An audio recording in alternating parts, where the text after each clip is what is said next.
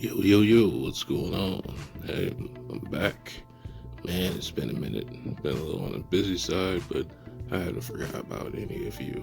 I just had to take care of a few things, and also, as you'll notice, someone's been working on their editing abilities, which are lackluster at maximum, at least for the time being. Anyway, today I wanted to discuss cover chapters, and I will say this is going to be a two-part uh, little mini series that will eventually lead into the sword. And before you rage quit, the reason why I want to discuss these factors first is because um, out of all the arguments for a kind of possibly being in sword, um, the cover of chapter 592 to me is the weakest, or let me rephrase that, was the weakest. Um, Up until recently, I noticed some things that end up taking place in the story, and going back looking at what Volume 60 is, being Aesop or Luffy's flashback, there might be some more relevancy to this than I once thought before. But before I get to that, I thought it would make more sense to lay some groundworks on some of the precedents before discussing Akainu, which the next video will be solely about him and Sword as a whole. And now that you understand where I'm going with this, let's go ahead and get into it. Now, in the story, cover chapters usually fall into a few categories. We have the actual cover stories, similar to what we're enduring right now with Capone and Dressrosa and this whole chiffon situation that hopefully leads to somewhere. And then we have more famous ones like the Enel cover stories, which, as far as we know, this guy's still on the moon. Hopefully that comes back into play at some point, right? But anyway, the other ones are more of like an art, right? A fan request, or usually just drawings of the Straw Hats, things like that. That is, except for Volume 60. Now there's a couple that take some your own implications, and also just a note, I don't base anything on just the cover page. Okay, I just want to let that be known first, because similar to SBS's interviews and things of that nature, when it comes to outside of the pages materials, you have to be real careful with things like that. However, though, in this case, after about 90 volumes, there's enough times where we've seen certain things that have been applicable to the main story that were little hints beforehand. Now, granted, I'm sure some of this stuff is just a coincidence with Oda at times, but the reason why I think in the case of Volume 60, it's a little bit more important. One, if you're projecting the story, not that I really want to talk about that too much, but if you're projecting the story to end in about 5 years, right, that's probably going to bring us around 1,200 chapters, which in retrospect will probably be anywhere from 120 to 125 volumes, somewhere around there, which would mean Volume 60, the Aesop Luffy volume, which is very important to Luffy's character as a whole, because besides Shanks, Ace and Sabo is his biggest influencers. Rayleigh was his teacher, but he wasn't influenced by Rayleigh, that kind of thing, right? In that volume, the cover chapters are very odd, because compared to other ones, right, we have a fan request or actual side story, so to speak. A lot of them are, two character interactions and things like that, but there's 3 chapters in particular in Volume 60 that have a totally different structure compared to the other ones, and I'm going to get into those later. I wanted to start with these ones first, though. Now, as you can see here, right, we have Smoker and Hina, right? Nothing, no big deal. Now this one got a little weird to me because I've only noticed this in the past couple of days due to the most recent chapter with this Toki scarred leg thing. But where did Smoker go? Right? You know he went to go see Vegapunk. Now, in the canon of the story, what's taking place, quote unquote, because this is during the Aesop Luffy flashback, we know that Smoker ends up going to see Vegapunk. Now, in this cover here, what is he doing? He's pointing towards a camel that's a taxi. Now, I'm not trying to say Vegapunk is in Alabasta or anything like that. I'm just saying that's kind of odd, right? And then we have Hina with this cross bandage on her left leg, similar to Toki's scar. I'm not definitely not implying anything with that. That's odd.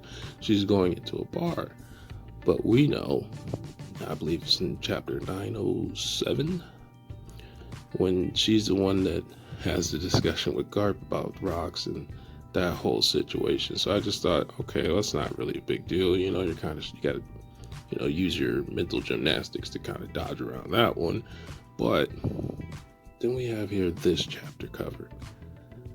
And I didn't put two and two together with this one in particular before. And that was because I never looked at the colorized version of it. And when I did, I realized they left the black Dendemushi black. Now, if you were to incorporate the environment of this cover chapter, it's pretty much only one place in the entire verse where this environment would be, and that's Kamabaka Kingdom, right? With your man Hee-Haw or her, you never know. I'm still confused about the hormone fruit and all that. But anyway, we know now that ends up their headquarters because they had a spy, right? Well, what do spies normally have? Black Dendemushis.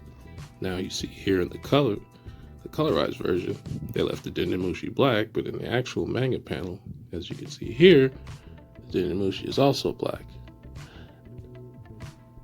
How did they get found out? One guy. Oh, hey, that's how they got caught. Okay, that's getting kind of weird now, right? And then now I'm going to get into these three that are a little bit more interesting. Here we have 585. Now, here's the colorized version. What you can't see is in these particular three chapters, they have the two characters just like the rest of them do, but there's a one word theme with the characters involved that actually ends up coming to play. Because if you look at the manga panel version of this cover, you notice in the bottom right hand corner, right, it says promotion. Now obviously that's Hannibal's, I don't want to call it a gag, but that's like his thing, right? Since we were introduced to him, he wanted Magellan's job, cloud chasing, you can call it whatever you want. He was very open about it. That's what he was on, right? Now at this time in the story, no one knows about anything that's happened with the Blackbeard Pirates because all that's gotten swept under the rug to begin with. Nobody knows about this stuff. Magellan does, Hannibal does, right? Well, now look here. Chapter 661. We're finally given the information that Hannibal has been promoted and he's now in charge of Impel Down. Okay. Now we're getting somewhere, right? Now, I'm going to skip 592 because, like I said, I'm saving that for last, and that deserves its whole own video, but I will discuss it briefly towards the end. In chapter 594, we have the cover chapter with Sengoku and Garp. Our one-word interaction in the bottom right-hand corner is hero, which that's the word that's in the picture frame above them. Well, what do we find out later? Chapter 957, a more recent chapter, about why Garp's considered the hero of the Marines. Well, Sengoku was the one who painted the picture on why Garp was the hero of the Marines. Now, once again, I don't want to take everything into 100% context because we know Oda likes to troll people, but I just find it odd that's already several instances within the same volume, and the structure of those three covers, and then briefly 592, right? Now, taking 592 into context, obviously everyone's already brought up the Kindness Tattoo, which, if you think about it, is odd to begin with because we've never seen him fight with the weapon. So I'm not really sure why he would have that in the first place, right? And given the environment, the structure of the buildings, other than Shimosuke Village, I believe only Wano looks like that. Now, I'm not saying he's from Wano or anything of that nature. I just find it a little odd because we know after Marineford, they had to draft Fujitora. You see where I'm going with this? That's why the next video is going to be kind of out there, but at the same time, there's enough relevancy going on here, and there's like a pattern forming here. Now, granted, when you want to see something, it's easy to kind of do that. So I do challenge you to, I guess, think about how it could or how it couldn't be, right? Because I'm going to get to that too, why it kind of couldn't be in Sword as well. I'm not just only focusing on the part that I want to discuss, because that's a part of it too, right? If you want to discuss why something is, you also have to discuss why it isn't. That's just only fair. And we see in this panel, Aokiji's not in this panel, and at this current time, we don't know that they fought, right? But what's our one-word interaction? Justice, which is the sole purpose from a character standpoint. The sole purpose of the admirals is to be a theme of justice of some sort, and for us to see the different variations and how they can affect the whole structure, right, to begin with. Now, it's interesting because Akainu was trimming the tree of justice in a sense. Now, one way you could look at it, well, he's taking away from justice. But if you would consider what he's throwing away to be dead justice, I guess, taking nutrients for the rest of the tree, he's doing good, right? Now, the next part you got to kind of stretch your brain on, but if you notice, he's holding the tree with his right hand, same one with the tattoo. If you're going to imply something, then you would apply that basically he's doing his best to uphold justice, not to take away from it, except for the things that don't need to be there. Now, we're not factoring in what type of justice he is, just the theme of justice itself. I'm going to get into that in his video, but I just kind of want to set the groundwork so you can see that this volume in particular has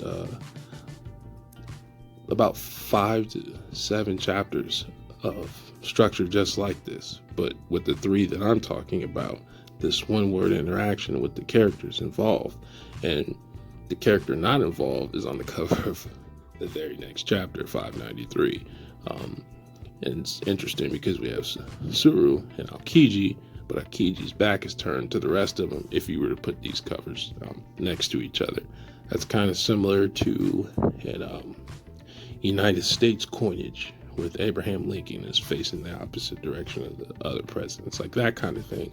And why, I have no idea. You know, some of these haven't necessarily played out because there's a couple others, like there's one with Rayleigh and Crocus, which it's odd because LeBrun's in the background and they're old. So now that we've seen them in the flashback, this is a similar scene or interaction we could see soon, because there would be, I would think, a reason for them to talk about the Straw Hats at some point. And given we're not aware when's the last time they've met, and still not understanding when, where, and if Scopper is still alive, as far as the version that we see in the flashback. That's something that can happen later. It just hasn't been expanded upon. And There's a couple of others. I believe one with, then we got this one here with Jinbei and my mentor, Dracula de Mioch, and their situation, because they're both, ex-warlords at this point. Jinbei, we're not sure on his status, but Mihawk, we know what he's getting ready to do, and where he's going, I have no idea, but we know it's not going to happen because he's the world's greatest swordsman for now. That's until I get my game up a little bit, but I'll be hollering at him, when I've actually accomplished something, because I haven't fought anybody in a while. I'm just messing with y'all. But anyway, I just wanted to give you a little something to look at and something to think about while I prepare your mind for why Kainu actually may be in Sword. Thanks for stopping by. Subscribe, like the video, and tell me what you think before I even get that far deep into it. Do you think I've lost my mind early in the day already? And is there any other things that you see that you don't hear people talking about? Let me know about that too. Thanks, and catch you in a few.